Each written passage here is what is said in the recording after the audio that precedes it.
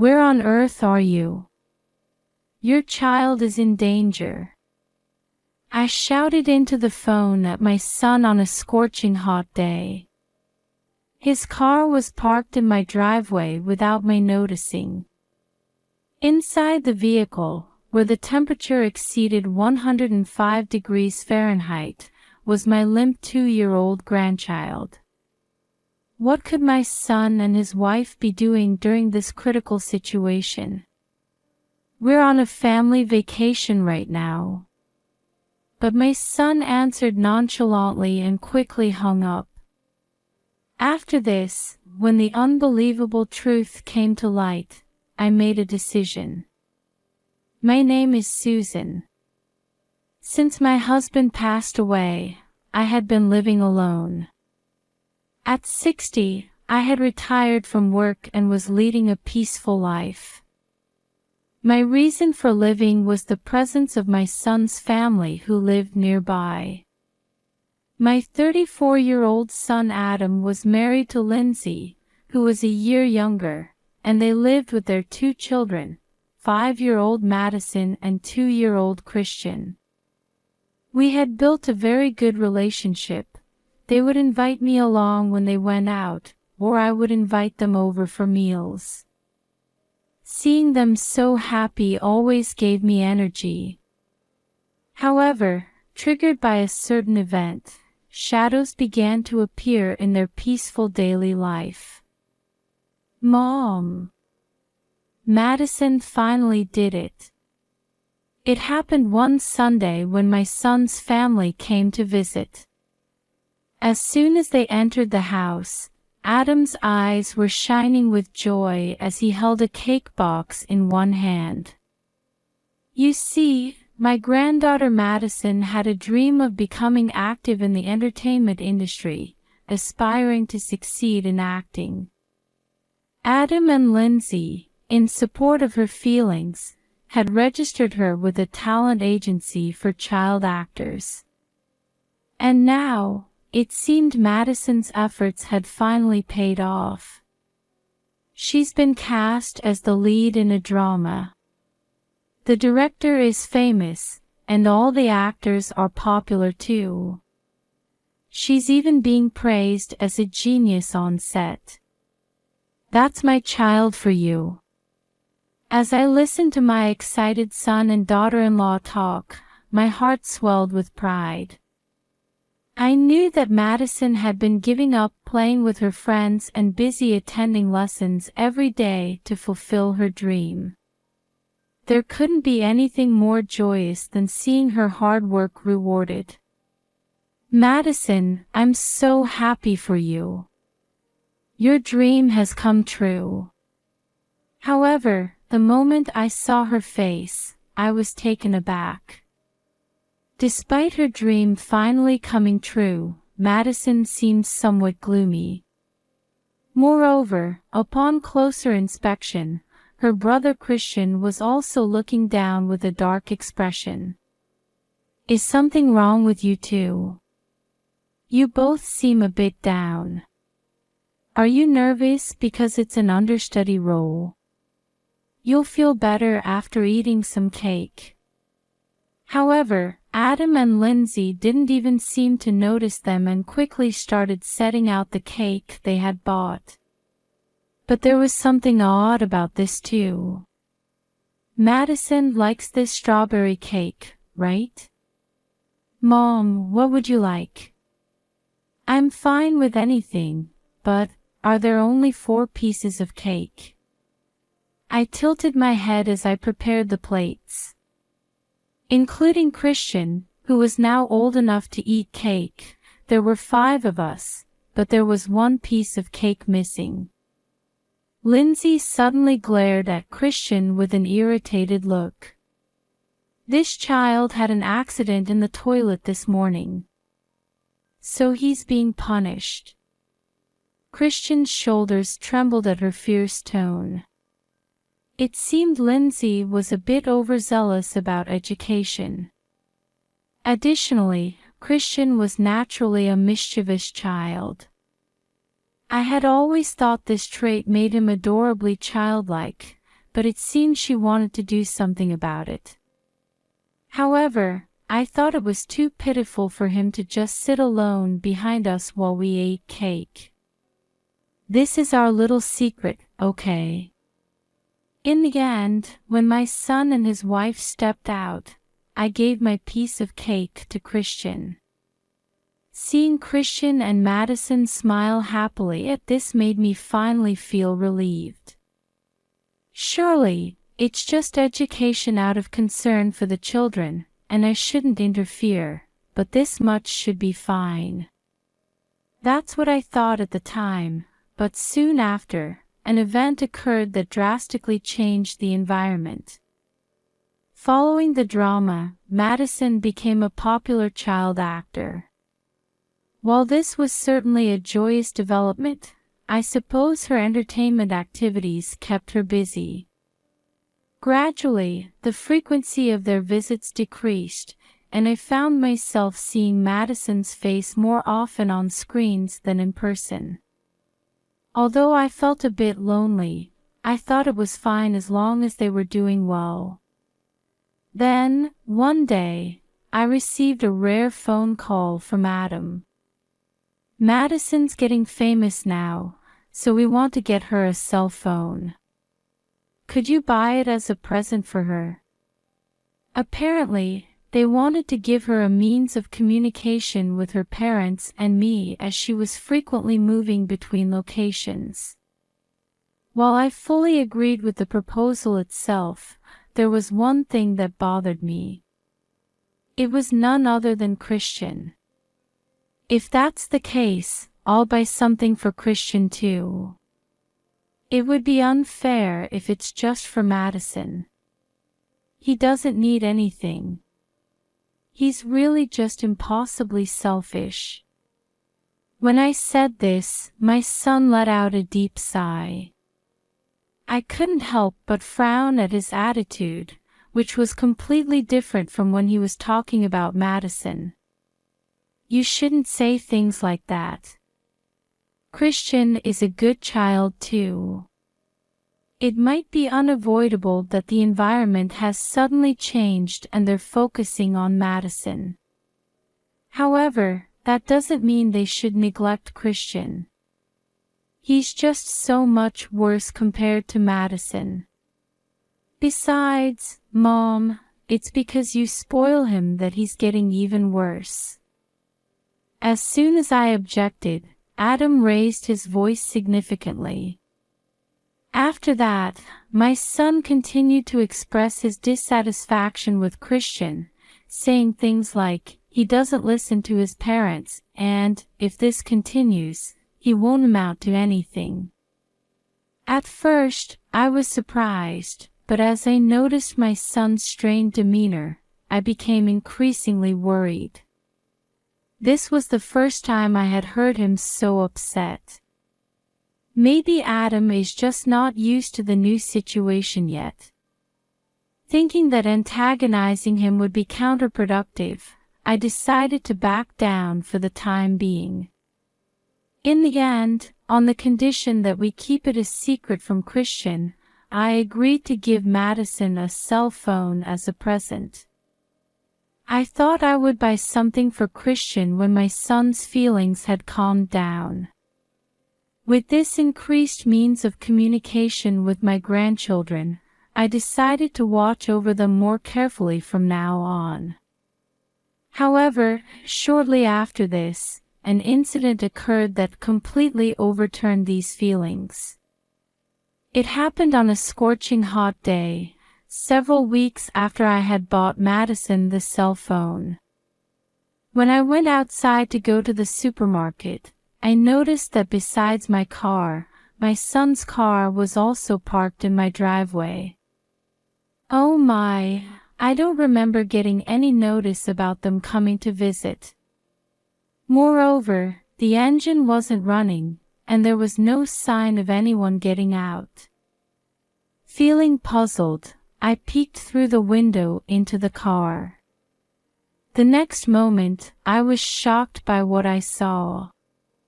Christian, why are you here? To my horror, Christian was slumped motionless in the passenger seat. The temperature gauge inside the car showed 105 degrees Fahrenheit, and it was clear that he was in a dangerous state. This is terrible. I need to hurry. While panicking, I called for an ambulance and then called my son, who should have the car keys.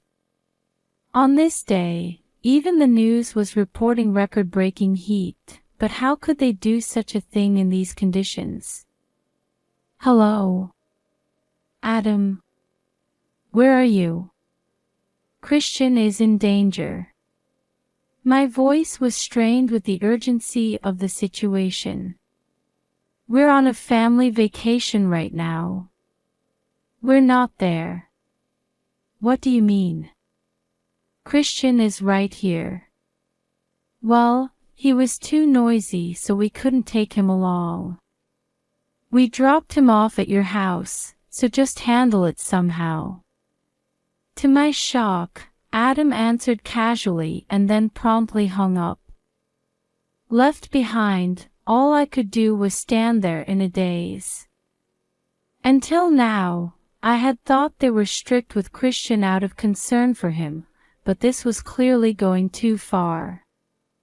What on earth are those children thinking? At that moment, as if timed perfectly, I received an email on my phone. The shocking truth revealed in that message finally made me unable to contain my anger. Early in the morning on the day after this incident occurred, I visited a certain hotel alone. Of course, I wasn't there for leisure. Having learned certain facts, I had a firm purpose that I needed to fulfill. This is absolutely unforgivable. Clenching my fists tightly, I entered the lobby and saw figures relaxing in chairs. After confirming those people from a distance, I strode up to them. What are you doing in a place like this? Suddenly, Adam and Lindsay, who had been chatting, looked at me in surprise. Why is Mom here? Where's Madison? She's still sleeping in the room. We just came back from the spa. Seeing them leisurely enjoying their vacation, my anger reached its peak. How can you two do such a thing? To your own precious child. I shuddered, remembering the horrifying sight I had seen in the car the day before. A few minutes after discovering the limp Christian, an ambulance and rescue team arrived, and somehow he was saved. Fortunately, he survived and there were no after effects, but the doctor said that if he had been discovered any later, he might not have made it. He's in the hospital now, but do you understand what you've done? As someone who has raised children myself, I know that children are always precious, no matter how old they get. To leave them in a dangerous place while enjoying themselves, I couldn't believe this was something humans would do. You're exaggerating. That was just discipline. That's right. If only Christian could do various things like Madison and make things easier for us. He's just noisy. It would be terrible if he caused a fuss at our vacation spot.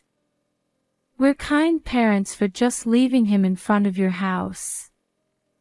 I let out a big sigh at the two who showed no signs of remorse. It seems that Madison's fame has gone to their heads. I can't leave my grandchildren with a son and daughter-in-law who think like this anymore. By the way, do you know how I knew about this place? Madison told me. The two's eyes widened in shock at my words, probably not expecting her involvement. You see, the email I received when Christian was rescued was sent by Madison from the cell phone I had given her as a present. Moreover, the content was, "Christian is in the car. Grandma, please save him quickly." While the parents were treating their children like this, she alone was thinking of her brother. When did she? That's not all she told me. "I know everything you've been doing." I stepped closer to my flustered son and showed him my exchanges with Madison. After I informed her of Christian's safety, she began to pour out everything that had been happening. How her parents had been treating them harshly on a daily basis. How if they made even a small mistake, they would be denied meals or hit. Everything Madison told me was far too cruel to be called education. At this point, I made up my mind to bring these two to justice. But the shocking facts didn't end there. It seems Madison didn't enter the entertainment industry of her own will either. And to think you'd say such things to Christian. It turned out that the entertainment activities I had thought were Madison's dream were actually forced upon her by Adam and Lindsay. Madison herself had repeatedly begged to play with her friends at school. Moreover, regarding Christian, they apparently viewed his very existence as a nuisance, saying things like, "It would be better if he disappeared," or "One daughter is enough for us," and treating him harshly on a daily basis. Of course, Madison had been told by her parents to keep quiet about this, but this time she finally couldn't bear it anymore and courageously reached out to me for help. To think you could do such things to your own children, your failures as parents. Once again facing this terrifying reality, I glared at the two with all my might. However, instead of showing remorse, they exchanged glances and displayed a rather unpleasant expression. "Even if you say that, being blamed won't change our minds." That's right. We did drop Christian off, but it would have been easier for us if he had just died there. I watched in disbelief as the two chuckled while having this abominable conversation. I had no intention of forgiving them from the moment I received Madison's message, but if they still thought this way, they needed to be punished even more severely. "I'm sorry, but you won't be able to see your children's faces anymore." "What do you mean?" The son and daughter-in-law, who still didn't understand the situation, looked up with silly grins. "The police are on their way here, and there will be news articles. The public won't stay silent either. I've already consulted with various parties." The next moment, their faces contorted. You see, thinking that they were incapable of raising children, I had reported this series of events to Child Protective Services, the police, Madison's talent agency, and weekly magazines, various quarters. With each agency taking action, this incident would likely be featured in the news soon. The facts I revealed seemed to be a huge blow to Adam and Lindsay, who had been intoxicated with their public image and fame. If something like this happens, how am I supposed to live from now on? My company will find out. That's right. We were able to go on this trip because of Madison's earnings. Don't take the children away from me. I looked at the two with pitying eyes as they stood up, their faces suddenly changing color, a far cry from their composed attitude just moments ago. In the end, they didn't love their children. They only wanted money, status, and fame. Such people have no right to continue being parents to my adorable grandchildren. Accept your punishment quietly. This is all your own doing. As I coldly declared this, it seemed my anger finally got through to them. They stiffened and then hung their heads. In the end, their misdeeds were exposed, and my son and his wife were arrested. Furthermore, because Madison was famous, television and weekly magazines eagerly covered this news, resulting in their faces being circulated in public as villains. Even if they get out of prison, they'll likely live the rest of their lives being pointed at behind their backs. On the other hand, I ended up taking custody of both grandchildren. Madison, as she wished, retired from the entertainment industry and now enjoys playing with her friends at school. Christian, perhaps because he's in a safe environment now, has started to show a peaceful expression more often. To protect these happy times,